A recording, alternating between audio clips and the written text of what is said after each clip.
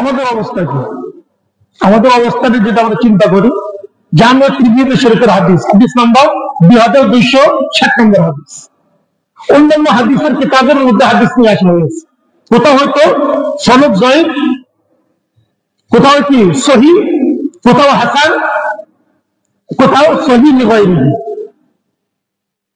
তাহলে এমন একটা জামানা আসবে, তাহলে এখন বর্তমান যে অবস্থা তাতে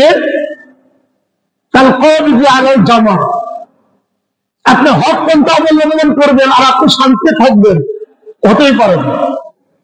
আপনি হকের উপর থাকবেন, আপনার কোন মুসিবত আসবে না, হতেই পারে না। আপনি হকের উপর থাকবেন, বিধর্মীরা আপনাকে গলায় গলা জড়াবে, হতেই পারে না। আপনি হকের উপর থাকবেন আর সমস্ত মুসলমানের উপর অত্যাচার হবে, আপনি একেবারে কি তাদের আদরে থাকবেন, হতেই পারে না। তাহলে জামা, ইবলিস শয়তান, নফস শয়তান, এটা তো ধোঁকা আছেই। ইমাম ফখরুদ্দিন রাজি রাহিমাহুল্লাহ তাআলা তিনি বলেন, সূরাতুল ফাতিহা, গত আলোচনায় আমি বলেছিলাম পুরো কোরআনের 7 নির্দেশ হলো সূরাতুল ফাতিহা। পুরো সূরাতুল ফাতিহার 7 নির্দেশ হলো বিসমিল্লাহির রহমানির রহিম। পুরো বিসমিল্লাহর সারমর্ম হলো বা, বিস, এই যে বা, এই বায়ের তিনি কি করছেন, অগণিত পৃষ্ঠার পর পৃষ্ঠা একবারে দলিল সহ প্রমাণ সহ দেখিয়ে দিয়েছে। তো গত আলোচনায় আমাদের হয়েছিল মালিক ইয়াউমিদ্দিন, এই পর্যন্ত আমাদের কি হয়েছিল, আলোচনায় হয়েছিল। তো গত আলোচনায় আমি বলেছিলাম বিচার দিনের মালিক, আসমানের মালিক কে? আল্লাহ। জমিনের মালিক কে? আল্লাহ। মানুষের মালিক কে? আল্লাহ। ফেরেশতাদের মালিক কে? আল্লাহ। জিন্দাতের মালিক কে? আল্লাহ। কিন্তু এখানে দিলেন মালিক ইয়াউমিদ্দিন, কারণটা কি?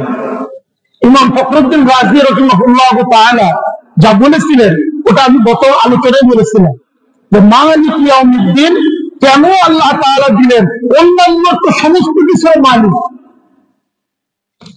তোমার সাহায্যের এরপরে ইমাম ফখরুদ্দিন রাজি রাহিমাহুল্লাহ তাআলা তিনি বলেন মালিক ইয়াউমিদ্দিন, বান্দা যখন এটা পড়ে, যখন শুরু করে ইয়াকা না'বুদু ওয়া ইয়াকা নাস্তাইন, মহান আল্লাহ তাআলা বলেন যে সূরাতুল ফাতিহা আমি এটাকে দুটো ভাগে ভাগ করেছি, এক ভাগ আমার ভাগ শেষ, বান্দা এখন তার বান্দার ভাগ করতেছে।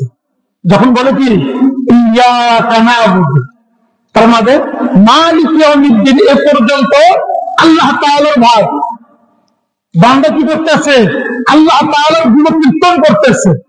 ইয়াকা না'বুদু, এখান থেকে বান্দা আল্লাহ তাআলার কাছে প্রার্থনা করতেছে।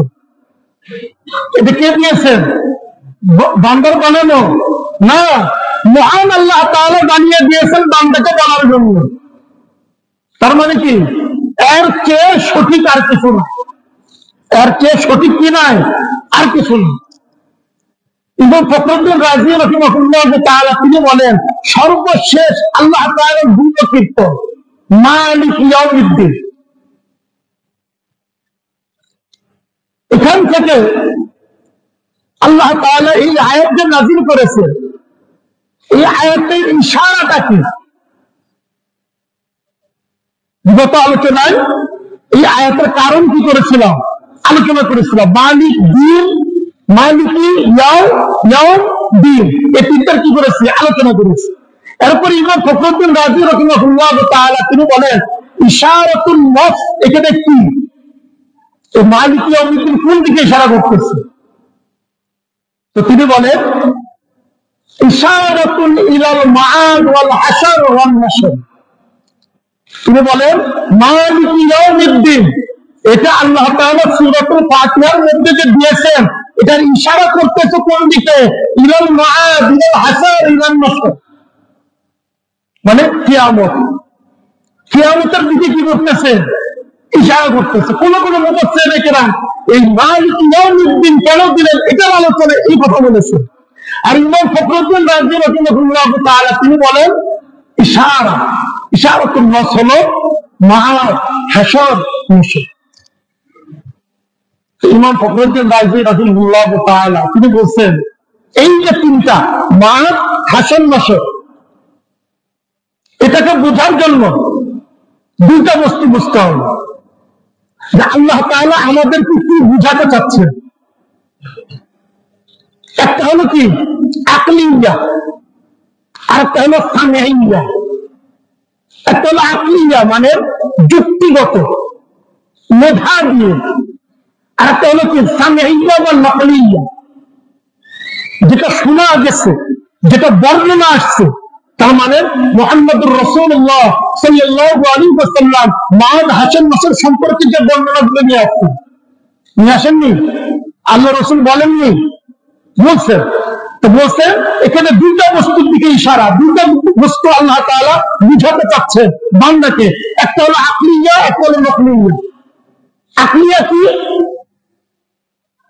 আল্লাহ তাআলা মালিক ইয়াউমিদ্দিন, বিচার দিনের মালিক। কেমন মালিক? কেমন মালিক? তো তিনি কি করছেন? কোরআনে কারীম থেকে অসংখ্য দলিল নিয়ে আসেন, হাদিস না, কোরআন শরীফ থেকে। আকলিয়া তিনি বলতেছেন কোন ব্যক্তির কাছে কোরআন সুন্নাহ কিছুই নাই, কোন ব্যক্তির কাছে কোরআন সুন্নাহ কিছুই নাই, খালি কি আছে? আল্লাহ তাআলা তার মেধাটা ঠিক রাখছে। ওই ব্যক্তি বুঝতে পারবে যদি আসমান আর জমিনের দিকে তাকায়, চিন্তা ভাবনা করে, তাহলে বুঝতে পারবে সব কিছুর এক মালিক আছে, তিনি হলেন রব। তোমার ফখরুদ্দিন রাজি রাহিমাহুল্লাহ তাআলা তিনি বলেন যে আল্লাহ তাআলা এই আসমানের জমিন কি করেছেন? সৃষ্টি করেছে। ওই আল্লাহ তাআলা এই আসমান জমিন ভেঙ্গেও দিতে পারে, যে যিনি তৈরি করছেন উনি ভেঙ্গেও দিতে পারে। কেমন মালিক? আমরা তো বলি বাড়ির মালিক, জমির মালিক, না সৃষ্টি করছি না নিয়ন্ত্রণ করতে পারি। ইমাম ফখরুদ্দিন রাজি রাহিমাহুল্লাহ তাআলা তিনি বলেন যে আল্লাহ তাআলা হলেন এমন মালিক, এই আসমানের জমিন আমরা যা দেখি বা দেখি না সবকিছু ভেঙ্গে চুরমারও করে দিতে পারেন, আবার দ্বিতীয়বার বানাতেও পারেন। বিজ্ঞান এখন কি করছে? আমাদের জন্য সহজ করে দিয়েছে। এই আয়াত নাযিল করছে 1400 বছর পূর্বে, যখন বিজ্ঞানের কি ছিল না, বাউ ছিল না। এখন আমাদের জন্য কি হয়ে গেছে? সহজ হয়ে গেছে।